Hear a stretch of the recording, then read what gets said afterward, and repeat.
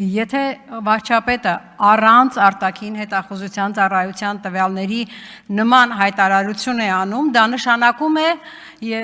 նշանակում է ինքը ունի բանավոր պայմանավորվածություններ, բանավոր բանակցություններ եւ հետեւաբար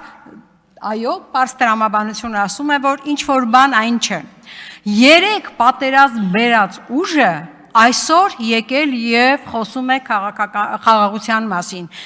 Երեք պատերազմ բերած ուժը այսօր փորձում է համեմատվել մի քաղաքական ուժի հետ, որի ղեկավարի իշխանության օրոք երկրում պատերազմ չի եղել։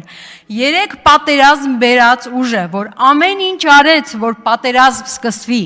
որ ոչինչ չարեց, որ այդ պատերազմը ժամանակին դադարի, ամեն ինչ արեց, որ թշնամին հնարավորինս շատ առաջ գնա հասնի Շուշի եւ Հայաստանի սահմաններ, հենց այն տարածքներում, որի պատասխանատվությունը Հայաստանի բանակինն էր, ասել է թե մեր իշխանությանը, հիմա այս ուժը այսօր եկել խոսում է խաղաղության մասին։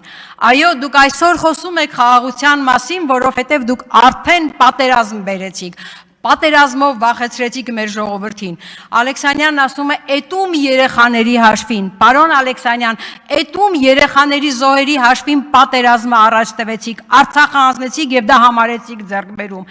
Այդ որ երիտասարդների զոհերի հաշվին Նիկոլ Փաշինյանը այսօր կանգնեց ազգային ժողովի դահլիճում եւ հայտարարեց. մենք նույն արդյունքը կունենայինք առանց զոհերի, բայց մեզ դավաճան կասեին, բայց Շուշին պետք է հանձնեինք։ Այդ ում երեխաների զոհերի հաշվին դուք պետք է պատասխան տաք դրա այդ հարցերի մասին, ոչ թե մենք, պարոն Ալեքսանյան, այնպես որ պատերազմ բերողը պատերազմ հրահրողը,